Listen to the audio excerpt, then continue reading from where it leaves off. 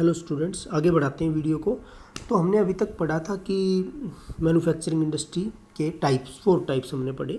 अब उसके बाद इसका सेकेंडरी इंडस्ट्री में आता है सेकंड पार्ट, कंस्ट्रक्शन इंडस्ट्री। ये बिल्कुल सिंपल है भाई। इसके अंदर क्या है कि जो भी कंस्ट्रक्शन के अंदर जो कंपनीज लगी हुई कंस्ट्रक्शन इंडस्ट्रीज के अंदर आती हैं। इसके अंदर जो डैम्स बना रही हैं, डैम्स रिवर्स के ऊपर डैम्स हैं, रोड्स का काम करती हैं, रेलवे लाइंस का काम कर रही हैं, बिल्डिंग्स बना रही हैं, अपार्टमेंट्स वगैरह, बड़े बड़े ब्रिज वगैरह बनाए जाते हैं, फ्लाई ओवर जिनको बोलते हैं वो बनाए जाते हैं। तो ये क्या करती हैं, ये मैन्युफैक्चरिंग का, कंस्ट्रक्शन का काम कर रही हैं। सीधी सी बात है। इसके अंदर क्या है, ये कौन सी इंडस्ट्री कहलाती है? Construction industries. तो कंस्ट्रक्शन इंडस्ट्री का ये कह सकते हैं कि इसके अंदर work are done by using things produced by other industries.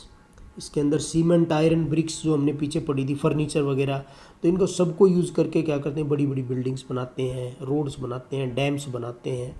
तो ये थोड़ा सा लॉन्ग ड्यूरेशन इनकी चीज़ों की होती है। और पब्लिक वेलफेयर के लिए भी जैसे सरकार भी काम करती है, रोड बनाती है, ब्रिज वगैरह बनाती है, तो वो इसके अंदर कंस्ट्रक्शन इंडस्ट्री के अंदर आपके आएंगे।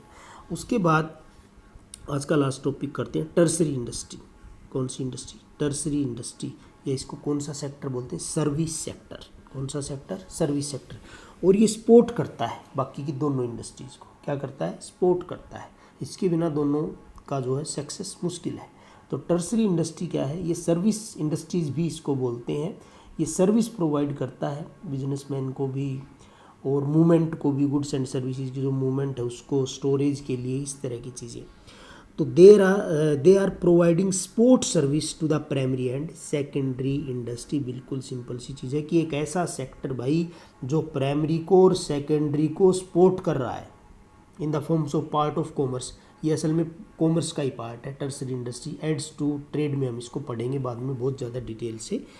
तो इसके अंदर देखो नीचे दे रखा है, जैसे एक ट्रक सा देख रहे हो आगे आप, ये ट्रांसपोर्ट का है। बैंक देख रहे हो, फाइनेंस सर्विस अवेलेबल करवाता है।